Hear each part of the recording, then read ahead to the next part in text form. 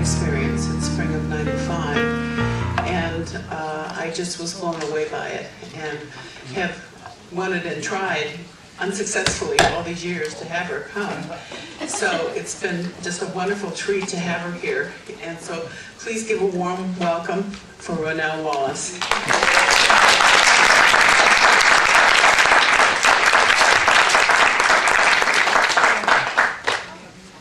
And I noticed there's change, so that means I got the tip for this.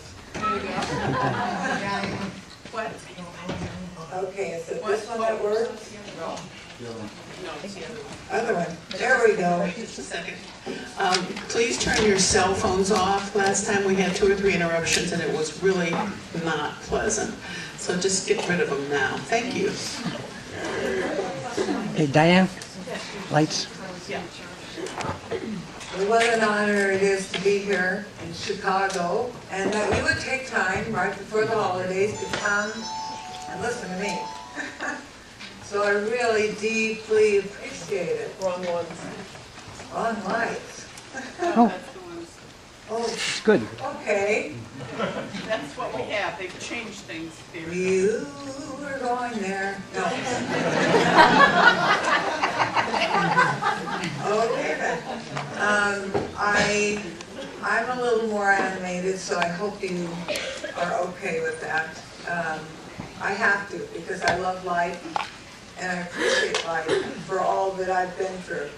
I don't know why God just does this to me, but He puts me up against death constantly. As a matter of fact, 4 weeks ago, I was septic with a temperature of 107. And was in the hospital for 5 days, but in that 5 days the temperature was at 106. And I was not expected to live, and I was completely badly septic. I have what they call RSD, if anyone knows what that is. It's reticular sympathetic dysphoria. And what happens is the body gets so painful that it's like churning on, going so high. You know how the pain scale is from 1 to 10? Well, my scale went all the way up to a 15. And the best way to describe this is the hose got up to 15 and it blew. And it can never be switched back on, so they say. So I am at 15 pain level all day long, every day, all over my entire body. It's like being burned all over again, except now all over. And so I keep asking God, why do you do this to me? I overcame cancer again, because I've had cancer several times, colon cancer just about 3 years ago. And they told me that I was not going to make it 3 years ago. So here I still am. And then I was in a horrific, horrible car accident that almost ripped my arm completely off. Tore the seatbelt, car exploded. I was not burned in that car accident, thank goodness. Survived that car accident. So I keep, like I said, each time popping out of my body and each time asking, what? Why don't you just let me stay here? Because I really, really, really, really had a hard time the first time that I died. I thought I'd tell you a little bit about my story, if that's all right with you. Yeah. And then tell you what I learned from my experience. I was a television reporter, and you couldn't be more skeptical than a television reporter. Being a television reporter changed my life. It made me very, I don't know what the word to use. You rarely believed in people. You just simply lose hope in society and community. You become very cold and indifferent. And this is how I had become, because you had to report on everything you saw, and you can't get attached to any story. And so I just became very, very cold and indifferent. And most television reporters are very, very, very competitive. And so the object is not about being a reporter. The object is about having a nice home, nice car, and being on the top market. And so that's where my head was at. My ex-husband, we are now divorced for 6 years.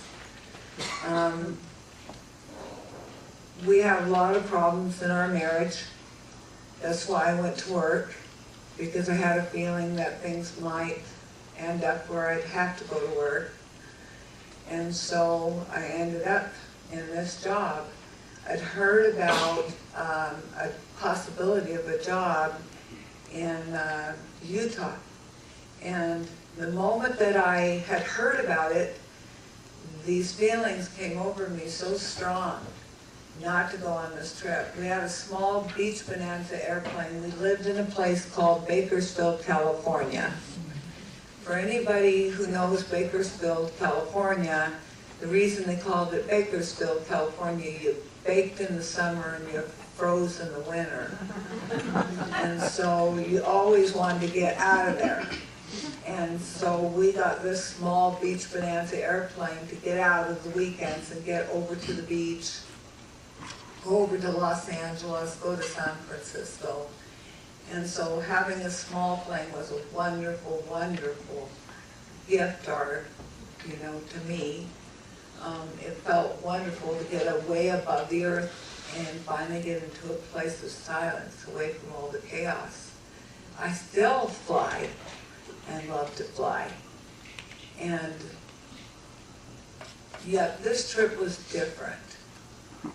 And I'll never forget those feelings that kept perking at me. And I kept thinking, is this my doubts and fears overtaking me? Or is this real? Or am I losing my mind? And so we had 2 little children at the time that we planned on taking on the trip. But the feelings had become so overwhelming that I called my parents. And I said, will you take the kids for a week? I just have a feeling I just really rather that they didn't go. And so, of course, my parents said, sure. And we got this trip together, started flying. We had to get over to Rialto, California to drop the kids off.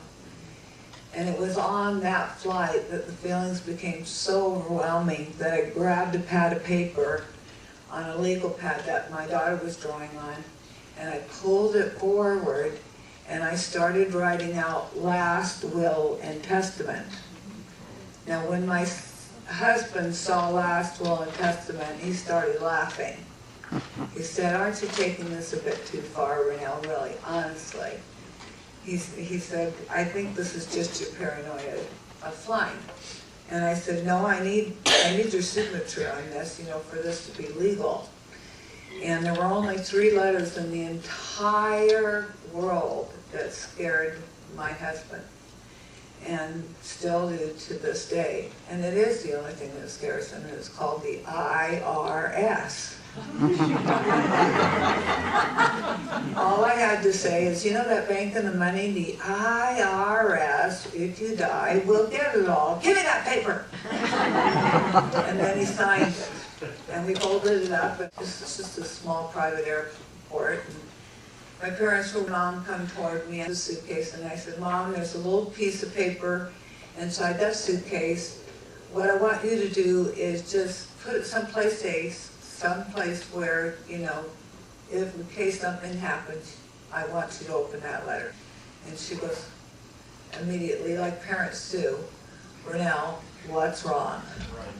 We do that as kids, to our parents, to our kids.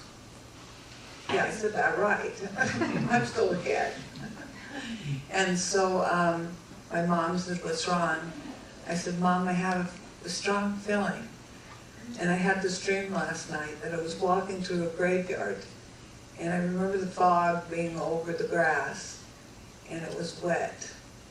And I passed an angel statue, and I came to a flat stone.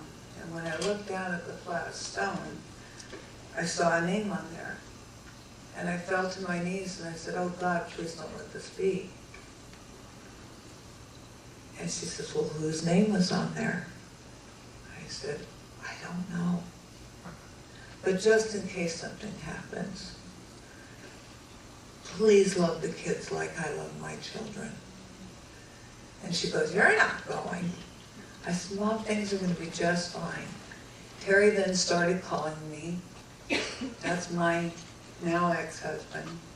Come on, Ranelle, let's go. Let's go. We got to get out of here. Let's go. So I started going to the airplane when I heard a sound, and it was a crinkly sound. Crinkle, crinkle, crinkle, crinkle. Last will and testament, don't you dare leave me with these kids. Now get back here right now. I said, Mom, it's going to be fine. Don't worry about it. You know, we're going to say prayer. You know that one sometimes we do in our, we say these little prayers. I don't know if you do, but I always say, Dear Father, please get us there and safety and no harm befall us, and please, no ticket. Oh, you know that one, I take it. And so we took off, and I said, things are going to be fine. And I saw my mom holding the kids in her arms, and she was crying. And somehow in my heart, I knew that I had now made a choice. Somehow that was, have you ever done that? Or felt that? So we got up to Utah, and the weather was beautiful, and I thought, see, that was just my fear of flying. Because this was me feeling crazy. And we got up there for about a week, and we heard about a horrible snowstorm that was coming through the southern part of Utah. And a week with Terry was enough. He was driving me crazy. I couldn't take it anymore. And I had made a decision that we would get a divorce when we got home. And I distinctly remember we just argued and fought the entire time, and we had made our trip short because of that. And so we got in the plane, and it was just like a day like today. No different. You know, in California, we're used to weather like this, and the weather comes down just like here, I'm supposing. You get a little bit of trickle of rain, and that's it, right? Well, you know, we took off, and it was just like that. Trickle, a little bit of rain. We'd heard that the storm had not even gotten to, you know, southern Utah. We were beating this horrible storm, the worst storm of the season, the worst storm they thought would ever hit Utah. And so we were taking off, and we got about middle way of Utah. And if anyone's ever been through Utah, you know what that's like. The middle of nowhere in Utah is like the middle of nowhere of a desert with nothing. And suddenly, as we hit that middle part of Utah, the storm got worse. There was only one door, and the door was on my side of the plane. And this is why I had this little doubt about flying and why I had a fear of flying. In this A36 Beach Bonanza, you can't miss them, they had a little detail on the back. Every once in a while, the door would fly open during flight. Yeah, you'd be frightened too. And I always had these visions, you know, of the pressure and being sucked out of the plane, and off went Ranelle. And of course that never happened, but I always felt that way. And so here we were now in this snowstorm that was now coming down, and there were lightning bolts hitting all around us. The plane was now really unstable. Terry said, reach out and grab a hold of the door and hold on to it until we get to Las Vegas. Now Las Vegas, as far as I was concerned, was as far as the North Pole. It was quite a ways away. Now you know why we had problems in our marriage. I said, I am not going to do this. I said, get this plane down now. And he had always knew how to land on dirt roads and roads. We had practiced it quite a bit in case of an emergency. He says, Ranelle, do you see anything? I said, yes, I saw a truck. I swear I saw a road. And so he had circled, and sure enough, there was a road. And it was a dirt road. And so we made a decision to land on this dirt road. The wheels went down. I was holding on to the door with a tight grip, and of course it was going in and out a little bit because of the wind and because, you know, of this horrible storm. And just moments before we were about to land on this dirt road, he changed his mind. I said, what are you doing? Get the plane down. He said, we can't. See that little pothole in front of us? If we do, the plane will flip over and we'll die. So hang on. He pulled up on the steering column and we went, woo, up. I said, you're out of your mind. Put this plane down now. I swear, Terry, put the plane down now.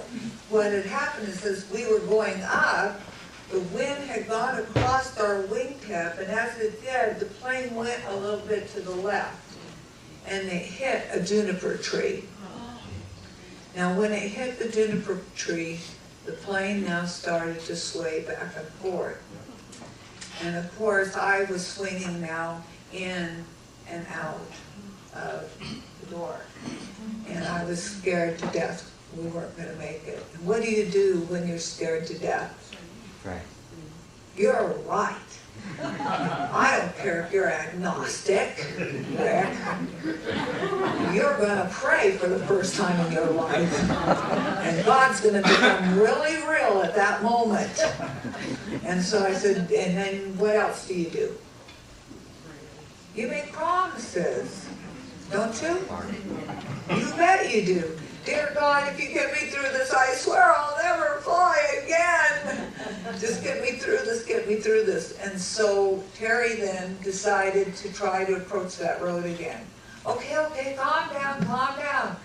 We'll try to approach that road again. He came around this hill. And as he came around this hill, a miracle. An old abandoned military airport. I said, thank you, God. Oh my gosh, I can't believe this. He said, now this is the plan. We're going to get the plane down, get to the end of the runway. I want you to slam the door and take off. We're going to take off again. I looked at him and I said, are you out of your mind? Didn't you hear my prayer? I mean, I was screaming it. And so I thought about it for a minute, and I looked at him, and he was determined. He got to the end of the runway, he stopped. I looked at the door, I looked at him, and which one do you think looked better at that moment? The door, of course. So I kicked the door open, and I jumped out of the plane, and I always wore heels, and I still do bigger than this. But because of my RSD, I can't now. I used to wear 6-inch heels. And so here I was walking down the runway. He says, what are you doing? Well, I'm walking back to California. I told you I was never going to fly again. This is why we have problems. You never listen to me. And he says, oh, come on, Ranelle. This is the most ridiculous sight you ever saw. You should have seen this plane chasing this woman down the runway. Get in. Finally, he stopped the plane. And he says, I'm glad. Are you finally listening? No, I'm paying attention to the truck that's coming here to find out where we are. And sure enough, there was this old green truck coming up, and it was a farmer in there. I said, where are we? And he said, you're in a small town called Delta, Utah. Now, Delta, Utah was so small it didn't even have a stoplight. That's how small this town was. And I said, oh my gosh, do you have like a hotel or something? I just need something comfortable to sleep in. He kind of looked at me and said, well, we have one hotel. I don't know about comfortable, but we do have one hotel in town. I said, take me to it. And so we put the luggage into the truck. I said, thank you, God. Thank you for letting me do this. And we get to the hotel, and wow, what an interesting hotel. I was just there this last summer, and the carpet's still green. Nothing has changed. The room still looks exactly the same. In fact, I slept in the same room and was just shocked. We went into the room where we slept that night, and I began to have a dream. And the dream was one of those dreams, those nightmares you have. Have you ever had a nightmare that seemed so real that you began to toss and turn in your sleep? And then you wake up screaming? Have you ever done that? And then the sweat starts coming down your face. And I was screaming. I woke up and I said, Terry, whatever happens tomorrow, promise me, keep your word that we're never going to get in that plane again. Do you understand? And he said, oh, for Pete's sake, what time is it? Oh, Ranelle, it's 4 o'clock. Go back to sleep. Look, I'll tell you what we'll do. There's a small town nearby. We'll just fly there, get her, just go back to sleep. We'll rent a car and go home. So I went back to sleep. Car rental, of course. That's the way we'll get home. The next morning I woke up, and I'm from California, and much like Chicago, of course cell phones now have eliminated those phone books. But do you remember when the phone books were phone books? You remember that? That ages me. Is it? I mean, now we don't. I don't see phone books anymore. Do you? So, you know, I was excited to open that to find the phone book, and I found phone book. And so I opened up the phone book to look for car rentals, and the only thing that they had was farming equipment rental. Now, yes, in my desperation, I looked up farming equipment rental and gave them a call. And it was very early in the morning, and they had just opened. And the man goes, "What? Excuse me, what do you want?" And I said, "Yes, I just need a car, you know, something with a heater in. All I need to do is just get to Las Vegas. I'll take a truck or anything. What do you have?" And he says, "Ma'am, all we rent here are combines." I didn't know what a combine was. It sounds like Cadillac, doesn't it? I said, "Oh, I'll take one of those."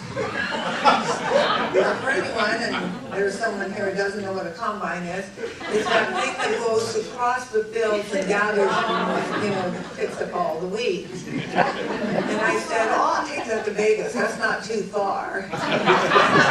And he says, "Are you serious? You can't take that down the road, ma'am. Now look, you can't. I won't rent that to you." I says, "Oh, pretty please." I was a good flirt. And finally Terry said, "Ranelle, get off the phone. This is ridiculous." He says, "Come over here and sit on the bed. I want to talk to you for a second." Whenever Terry did that, he always scared the crap out of me. For many reasons. So he slapped and said, "Sit down, I want to show you." Look, there's a book. And in this book, there's an airport close by. I know what you said, but this airport has car rentals, real car rentals. And it's only 15 minutes by flight. He says, "What can happen in 15 minutes?" He says, "In all that time you've been on the phone, we could have already been there." 15 minutes. Wow. Look at it. It's already been a half hour I've been talking. And you've been tolerating it. So, okay, 15 minutes. That's not too bad. So I thought about it, got my things together as I was thinking about it. And Terry says, "Hurry up, we gotta get out there. We're gonna, you know, it's supposed to snow again." It snowed the night before. I opened the door and I was shocked. Snow had fallen. To me, it looked like a foot of snow, and it was only about an inch. But to me, that was a lot of snow. And I said, "We're gonna go and snow?" He says, "Yes, it's gonna be fine. Stop worrying about it." I said, "But there's snow on the ground. I have high heels. How am I supposed to do this?" He says, oh, come on, Ranelle, it's gonna be fine, let's hurry. So we got out to the airport. The lady was kind enough at the hotel to take us there. There was not a soul in sight. We got dropped off. I went, oh my gosh, this is it. It's a do or die moment. And so we took, you know, a towel, and we got all the snow off the wingtips. You could barely see the runway because of the snow. It was a white strip. We called out the numbers. We warmed up the engine. We got in. I slammed that door good and hard this time to make sure that it was shut. And then we turned and we started to make a beeline down this runway. Now, these Bonanzas are fast airplanes, so I held on to the seat with dear life as Terry started taking a speed down this runway. Now, I've never seen a tire on an airplane in snow. It just started going down the runway, and as it did, it started slipping back and forth on the ice. And I said, Terry, stop, stop. He says, what's the matter? I said, I had a dream last night, and this is the dream. I said, I dreamed we were in a plane crash. Please stop. If you've never listened to me before, listen to me now. Let's not do this. He said, it's going to be all right. I said, Terry, stop. We're not going to make it. I can see the speed. And look, there's the end of the runway.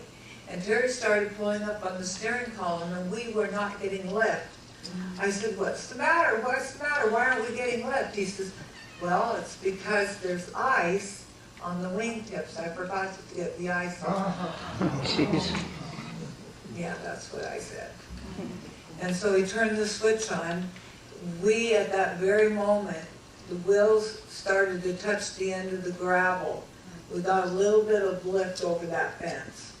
I screamed, now turn it around! And he says, we can't. If we try to turn the plane, we will stall. We're too low. Now let me get some more lift. I told you about this. When we do, you turn this plane around and get back. Go back. Turn around and go back. He says, oh, Ranelle, look out the window and enjoy the scenery. Have you ever been in Utah? In the desert? He said, see, there it is. There it is. There's the airport. See, you're screaming about nothing, Ranelle. Can you see the airport? And you're like a little orange sock. I said, yeah, I see it.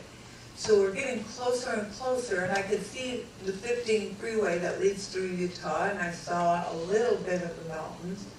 But the clouds were really thick this day, and they were further down than they were the day before.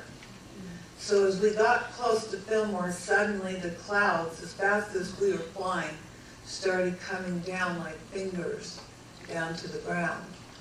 And what happened is the snowstorm hit.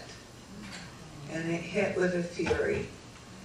And it was a complete whiteout.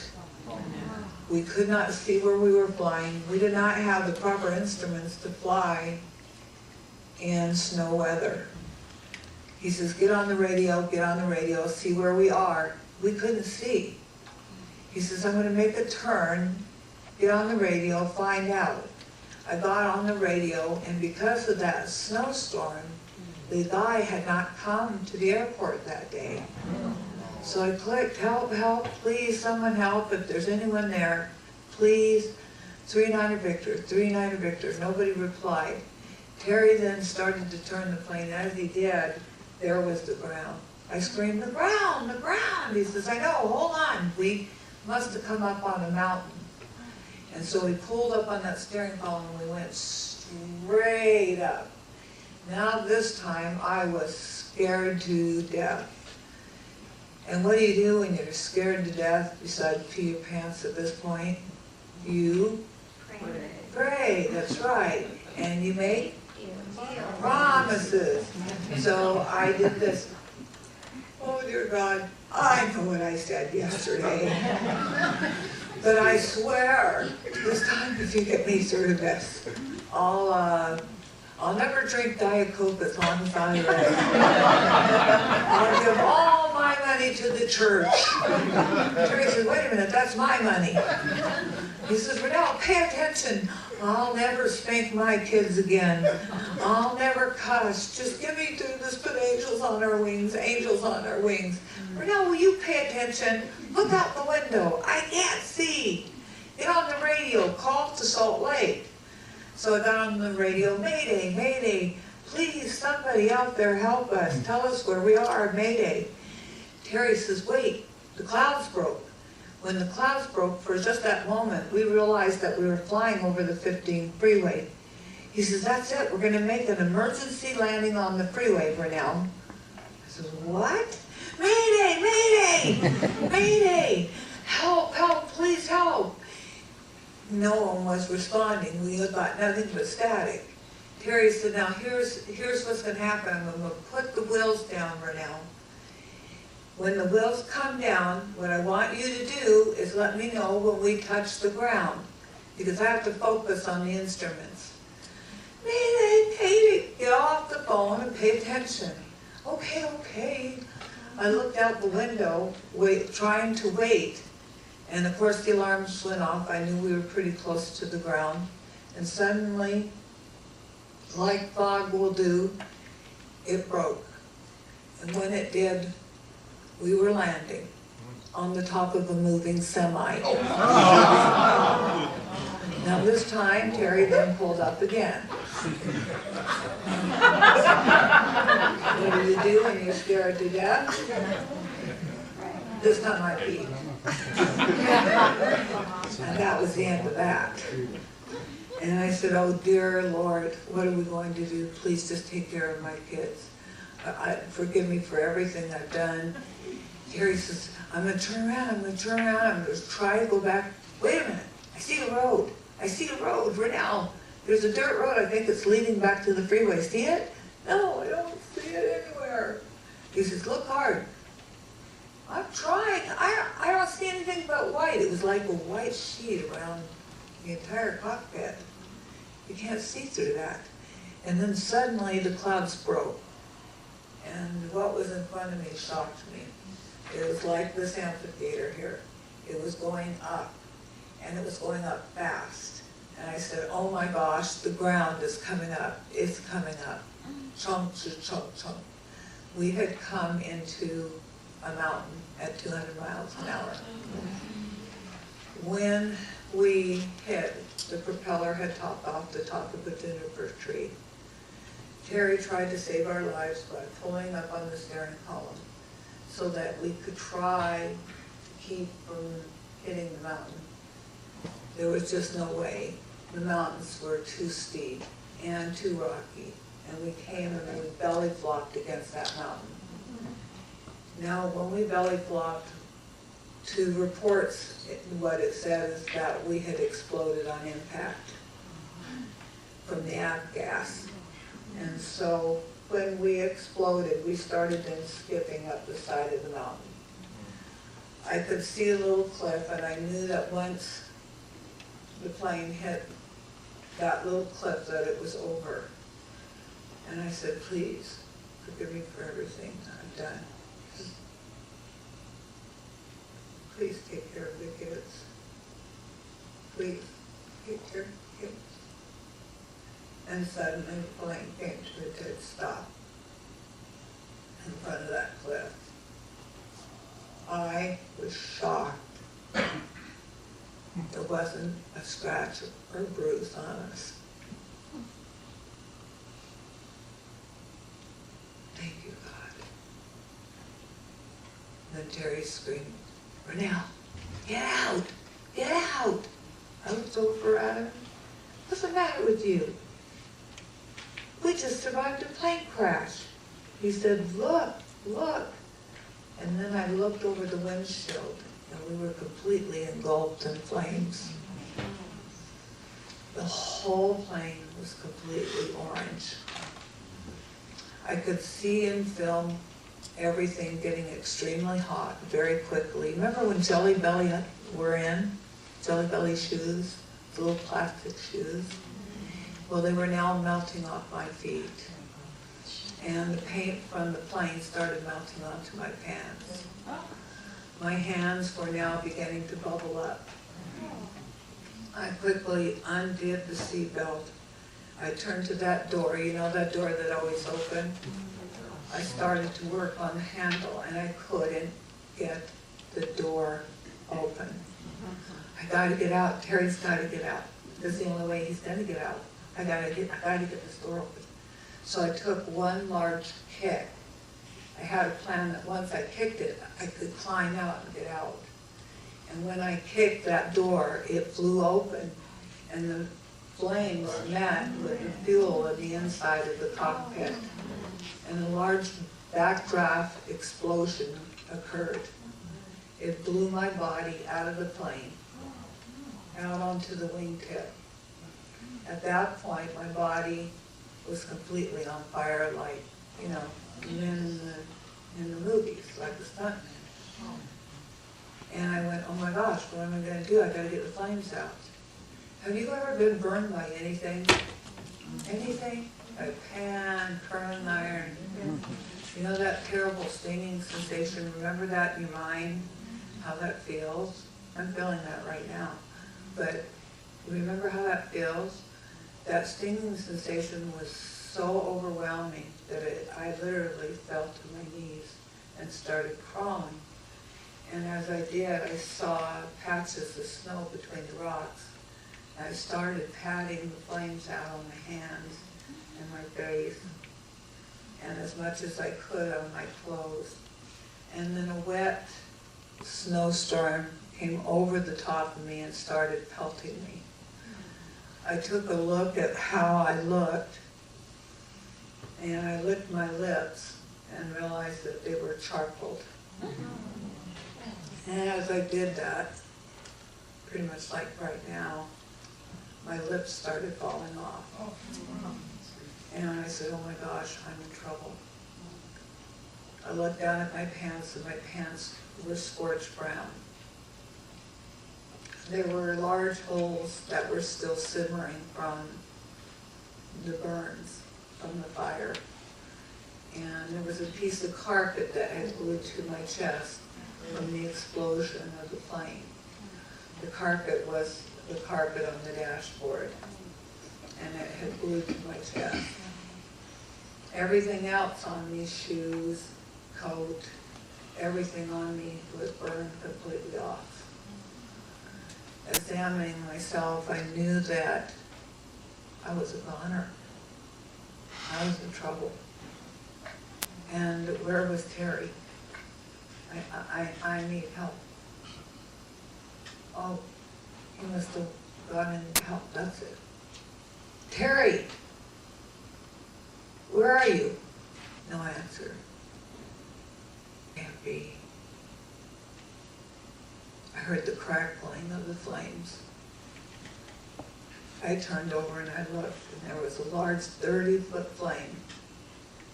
And Terry was inside that flame. His body was hunched over the steering column, and his eyes were closed. And as far as I could see, he was burning alive.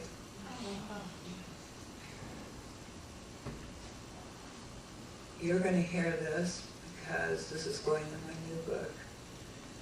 And I don't ever talk about it because I learned only about this 3 years ago. I always wondered why Terry was so cruel to me and indifferent after the accident. And how come we were on 2 different mountains? Terry had told me that he had put that plane into a mountain on purpose. Out of desperation, he just gave up. And so he decided to do a suicide murder.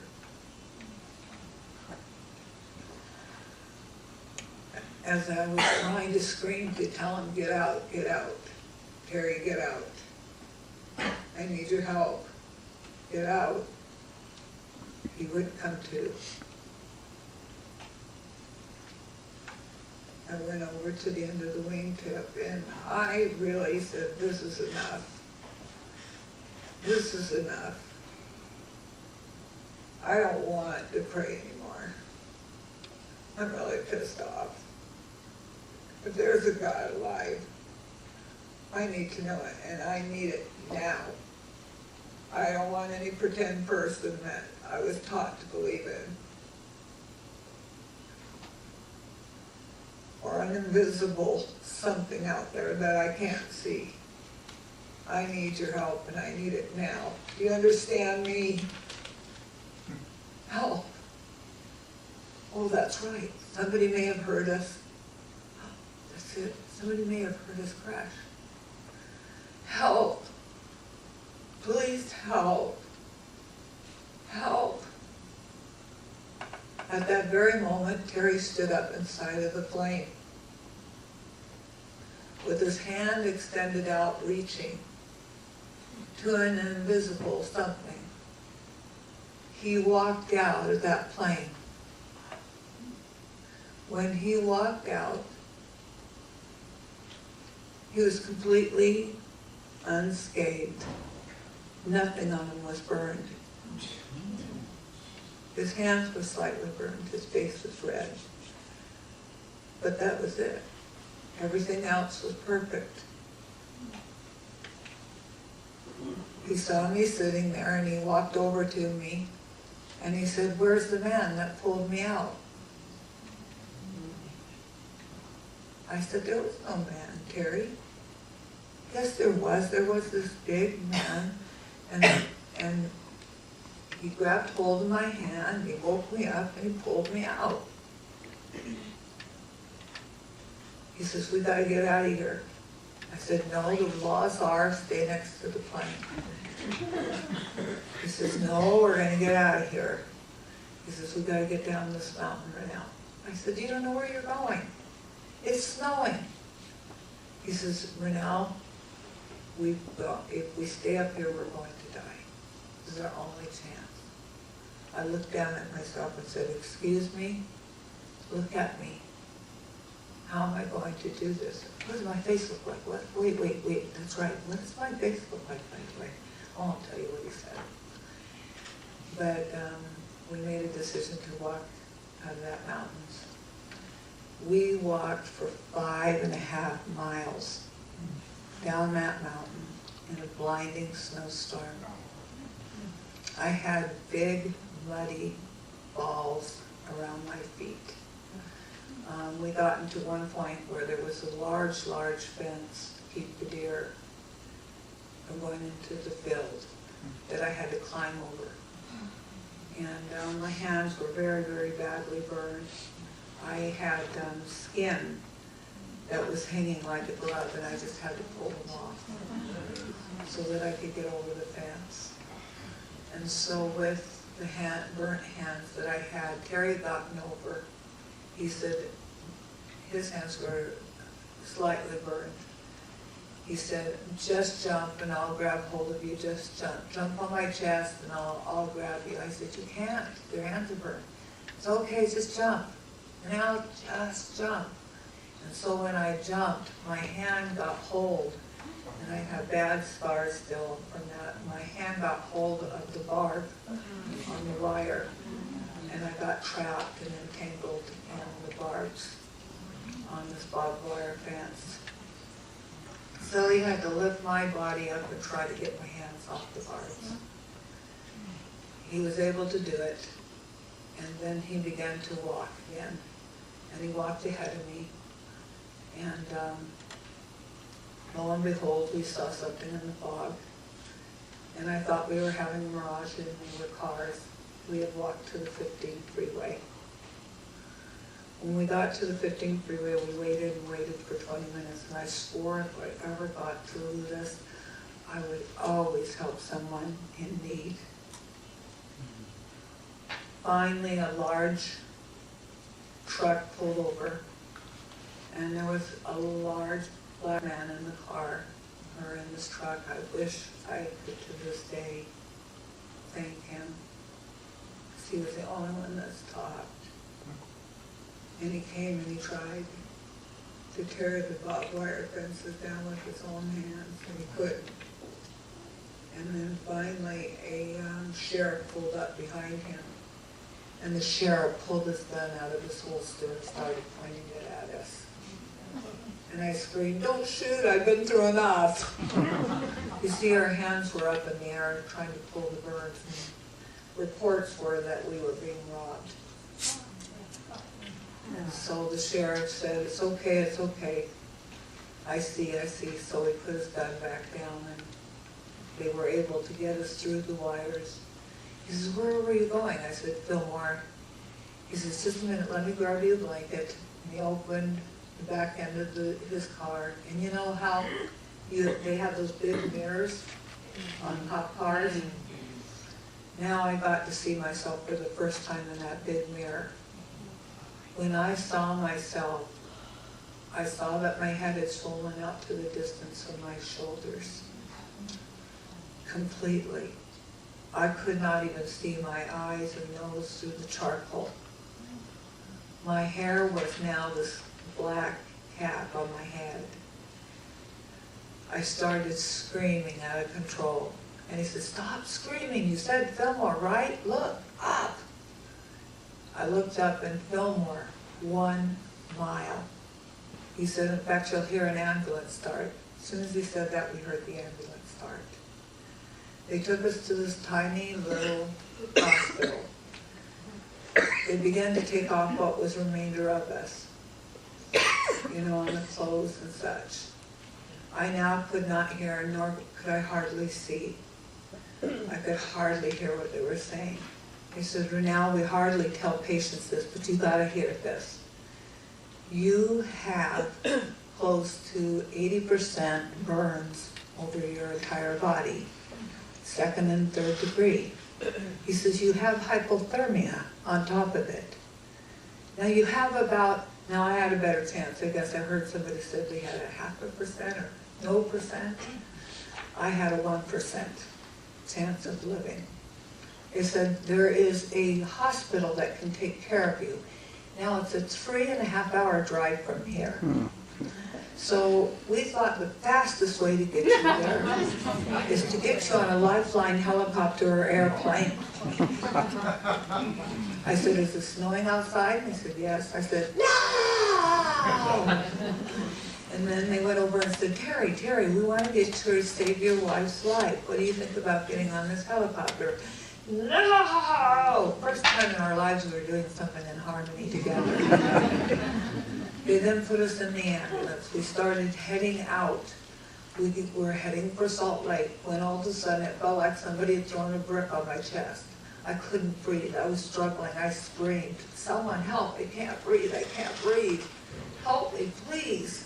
I guess I was drowning in my own fluids in my lungs because my lungs were burned from inhaling the flames. And so I said, "Please help."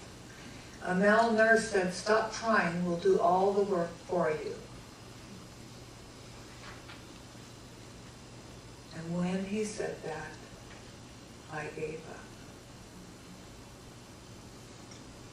Now there were 2 important events that happened, as you would notice. One was the realization that there is a God. The second is, what you say and what you believe is what you create. So when he said give up, I gave up. I then started going through what you hear of the tunnel experience. And I saw and heard noises around me of people talking that it sounded familiar. But I couldn't see them. Those were my guides. I then knew I was badly burned. And then suddenly I saw my life review in circumference around me. And then I saw all of my life. And when you see your life, you look for the worst things you've ever done in your life. The bad things. So I looked for them, and guess what? They were gone. And why were they gone? Because I had asked for forgiveness. So they were gone. But I was a good person too. I saw the bad things I'd done, yelling and screaming at the kids and all of that. And I realized that their poor little hearts were more devastated, and I got to feel their pain intensely, 1,000-fold, and I just couldn't take it. But I'm a good person. I did this and this and this. And guess what? They weren't there. You know why?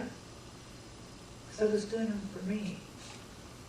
But what was there was a girl that I had seen on a rainy day that I had forgotten about. And I couldn't tell whether she was crying or it was the rain. And I just said hi to her and smiled. That's all. Hi. Have a great day. And what I found out was she was going to go commit suicide. She had given up any hope on humanity. And one simple smile changed the destiny of her life. Your simple smile can change the destiny of someone's life.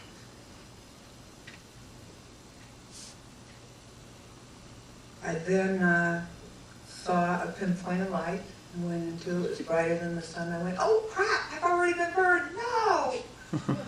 Too late. I was in this light. And it was a gray-white light. It was beautiful. And the love was so intense. It was overwhelming me. I looked down at my hands and I went, oh, cool, they're not burned. And they were jelly-like with light going through them. And I was just so happy. And joy filled my soul. And this love was energy. It was energy. It felt so good and peaceful. Oh boy, those drugs really did work. And then suddenly I saw a woman coming toward me, and she came up to me. And I didn't recognize her. She said, Ranelle. I said, do I know you? She says, it's Grandma. My grandmother had only died 2 years before. But her hair was very white. She was very beautiful. And she says, come with me. And she grabbed hold of my hand. And we went places. Oh man, being a reporter, can you imagine how many questions I had? And boy, every single one of them were answered. How was the universe created? How do we fit in this small little body? Can we make a difference? Let me tell you how we can. Does anybody know stop, drop, and roll? If you do, just raise your hand. Do you know stop, drop, and roll? Oh, good. Do you know who invented stop, drop, and roll? I did. You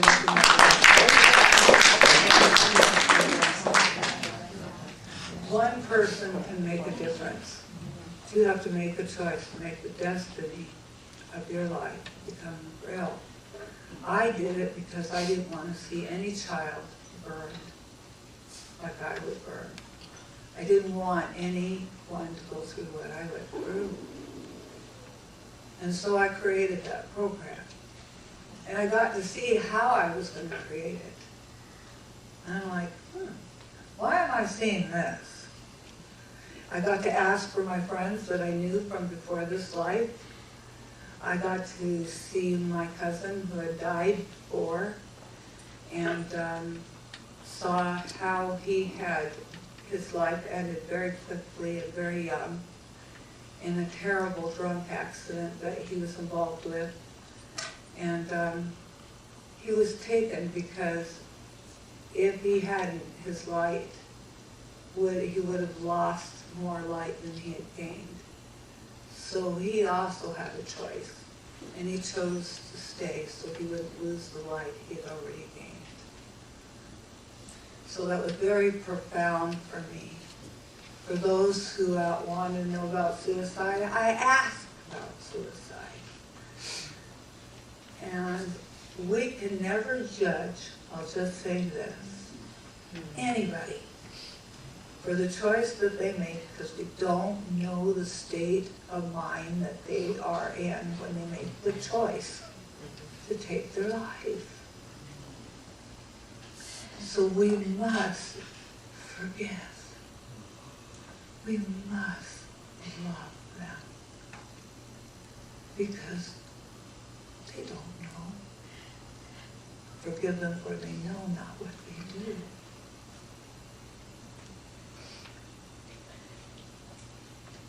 I learned about love being an energy, an exalt energy, like an atom. If we all just did something really quirky, because we're running out of time, I'm looking, she told me that we had to be very careful about time. She's very strict. Stick to that time, how do we get out of here? Right. Get out of here at 5. So what I want you to feel, one moment in your life, look around you. Why did you choose to sit where you chose to sit? Look around you. Holy moly, Moses. This is humanity. This is what's real. What you're looking at is what's the only thing that's real. Look at the chair in front of you. Those are atoms that are vibrating next to each other. They're not real. They're just vibration. That's it. This is not real. We all made this up in our minds that this was real. We all made up our minds that this was blue. How do we know it's blue? Someone said it was blue to us when we were kids, so it's blue, I think. Or is it what color? Is it blue? Okay.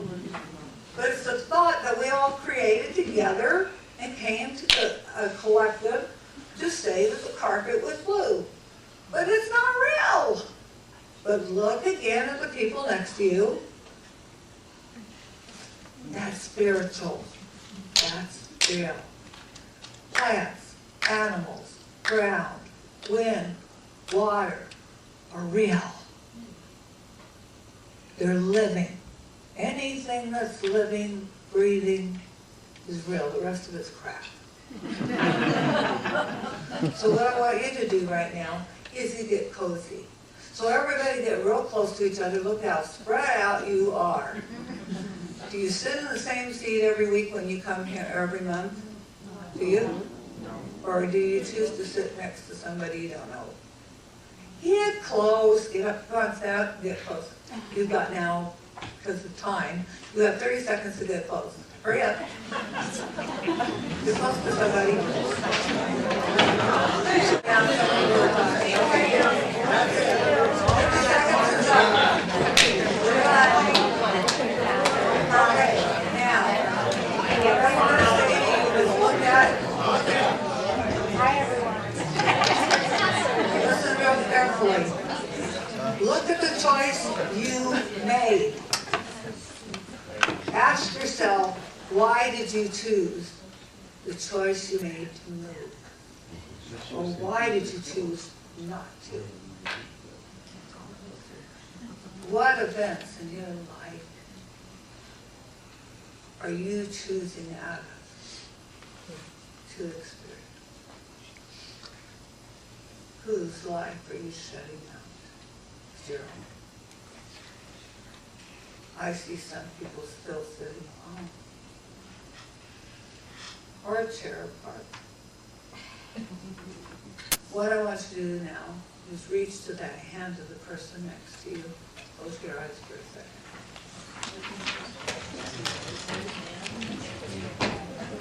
Oh, don't run. There you go. Guys, if you're holding another guy's hand, I won't count. If you're wanting a date and getting to know somebody, this is really cool. Okay, so what I want you to do now is to close your eyes. Thank you. Get turned around. Thank you. Close your eyes for a moment. I want you to feel something. What? What I want you to feel is the most powerful energy, the most resourceful, the most powerful spiritual moment, spiritual being on the face of the earth. A being that is so bright, is so loved. Somebody loves that person tonight. Praise for that person. And you, in the palm of your hand, are holding that person. Let the light that's inside your chest go to the center of that hand and feel the light. It is energy. Let it flow to that hand.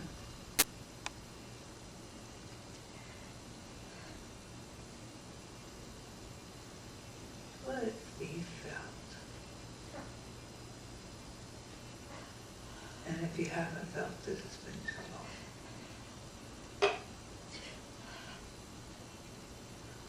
Way too long. Now, what I want you to do is open your eyes. Some of you peeked. Now I want you to open your eyes to that person and say, I love you.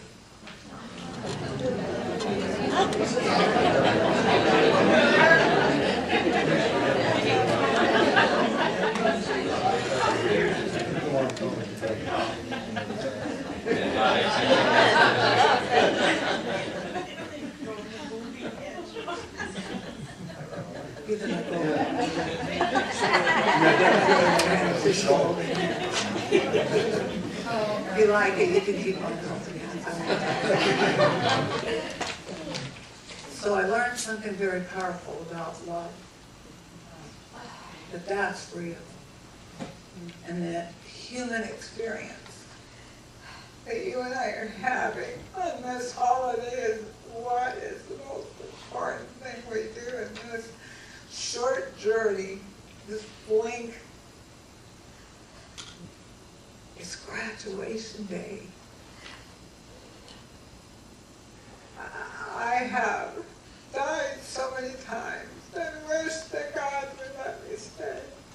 And he keeps putting me down in this doggone body. And the body's filled with terrible pain now. Why? Because for some dumb reason in this small little group, God wanted love to be felt. He wanted you to know how love. Now, if this is too religious for you, shut up.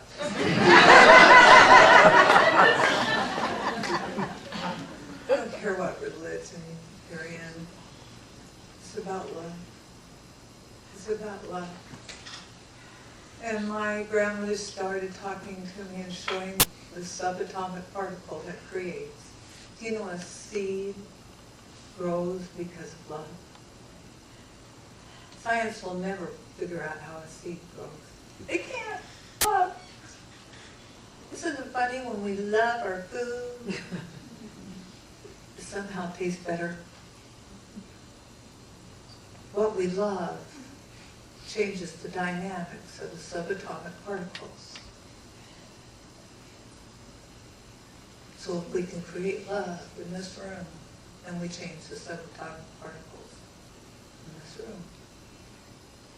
When we love the piano, or a flute, or music, suddenly it sounds different.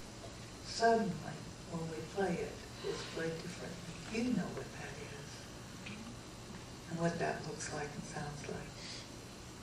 So why not choose to love?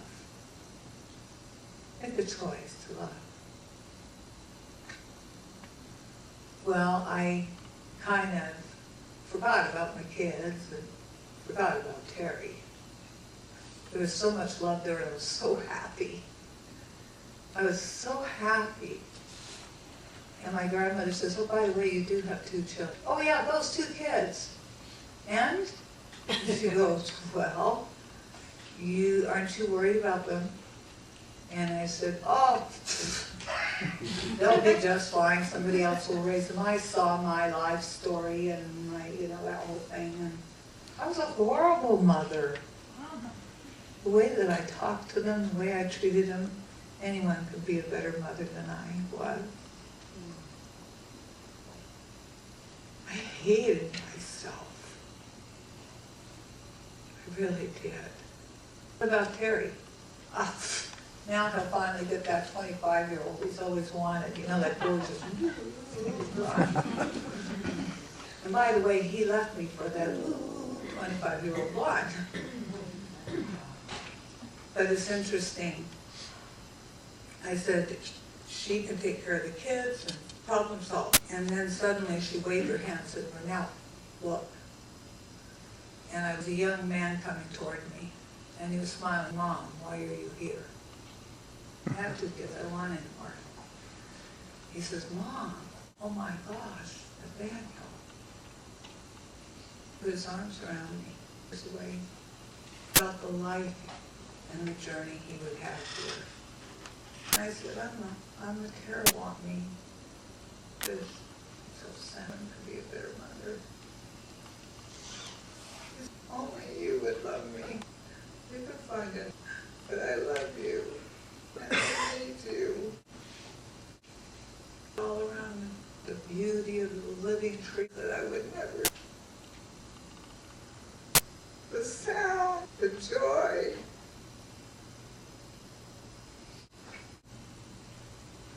I looked over at my son and I made that for you.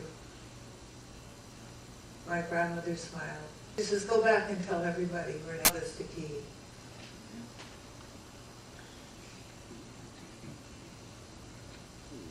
I felt her hand. She started to let go. I said, I can't. I just can't. It's on like 3.5 hours. They were going to use my body for donor for her heart. It already started.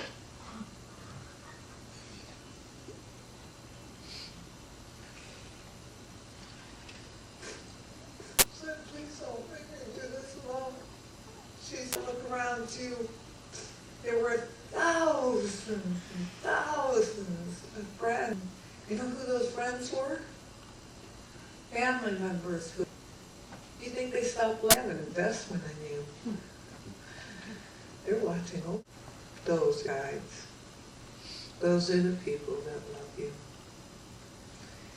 Their love never ends. They do more over there. And so they're with you right now.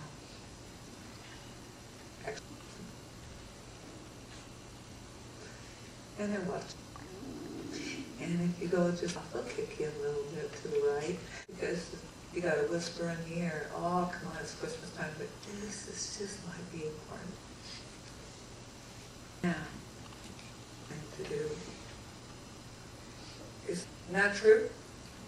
The enemy is ourselves.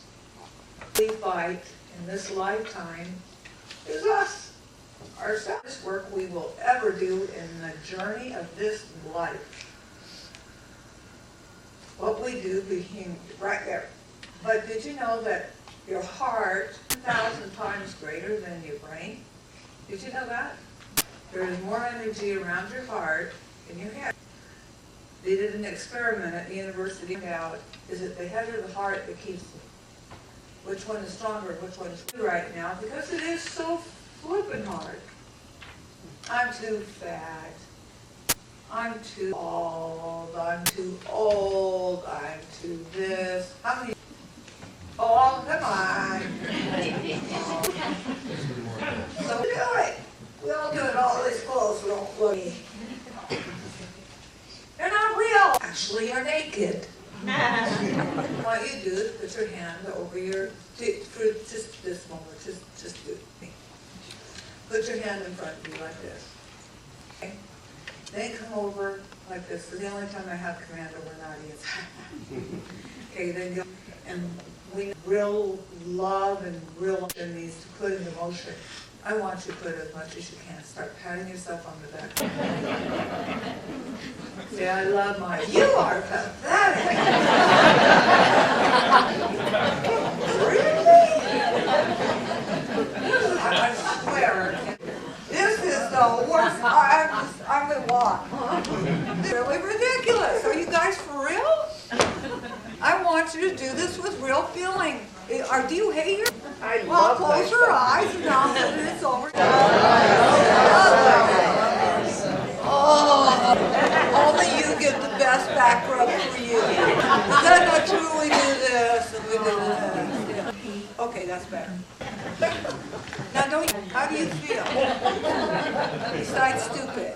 Feel a little bit better? Do you feel a little bit better? Yes.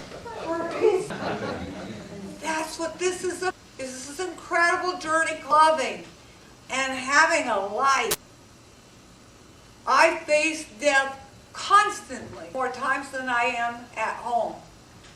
House and you see me. But you know who sees me every time? One person.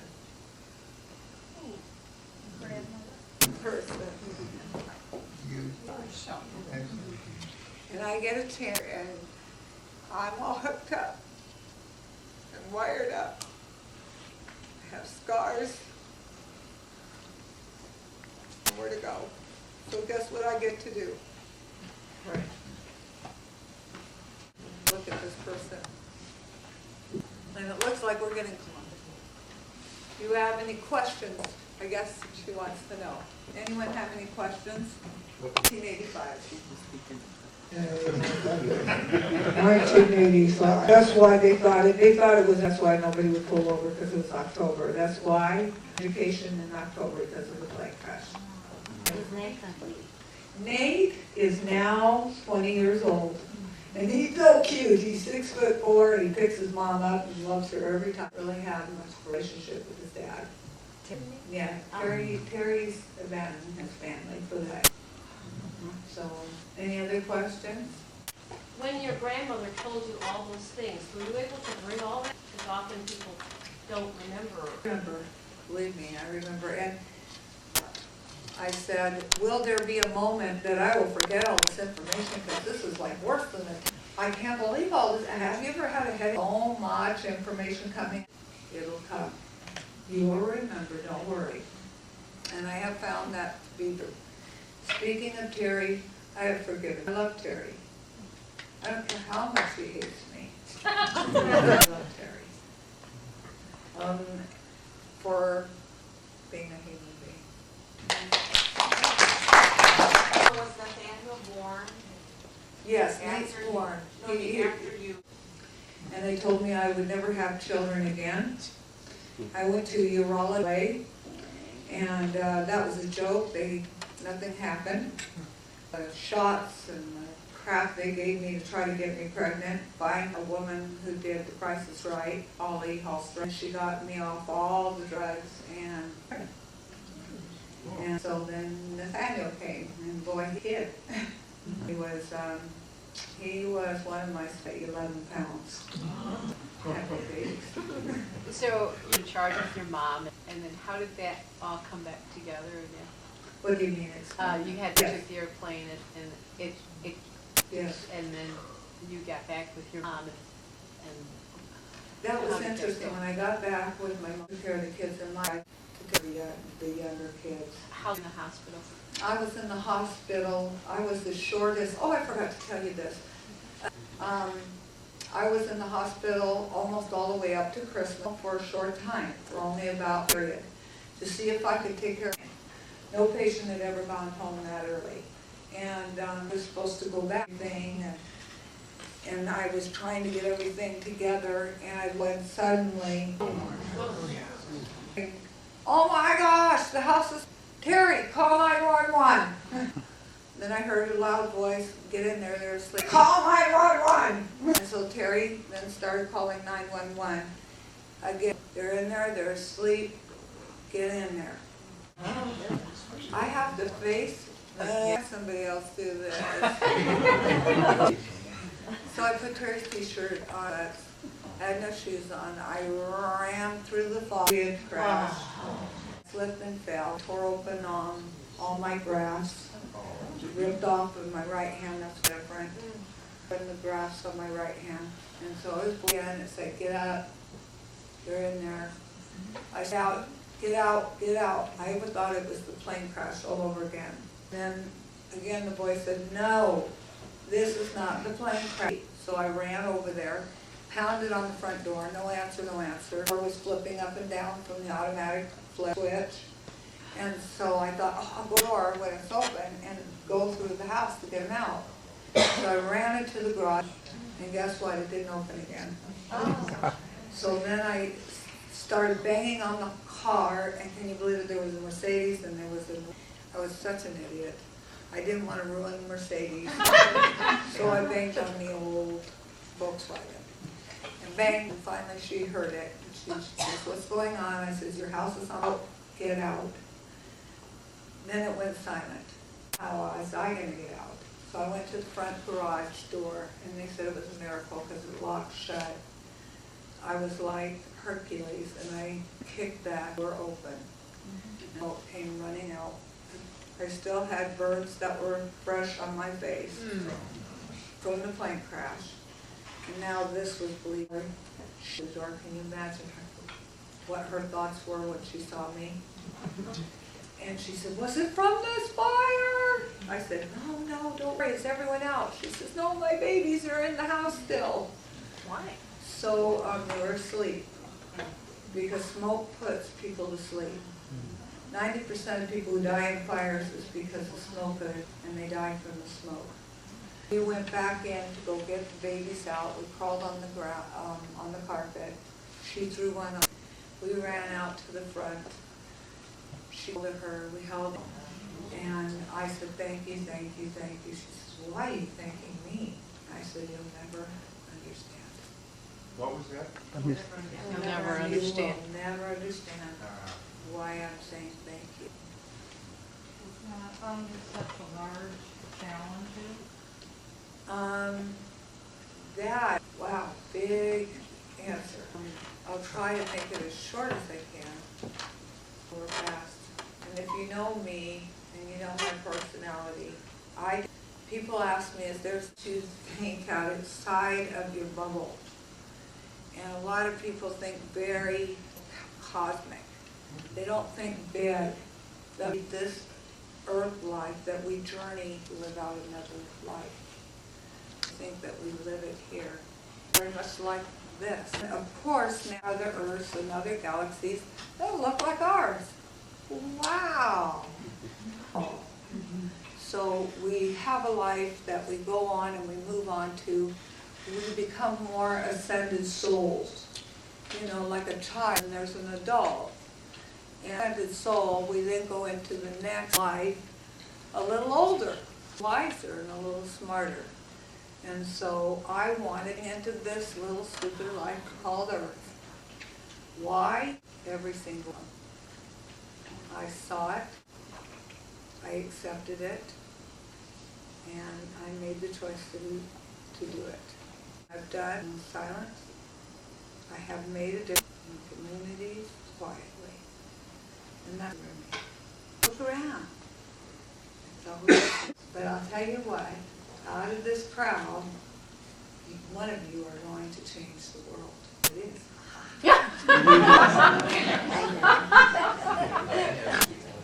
Going back to the TV. I got fired. Was it the scars? At that time, it was not the good. Repeat the question.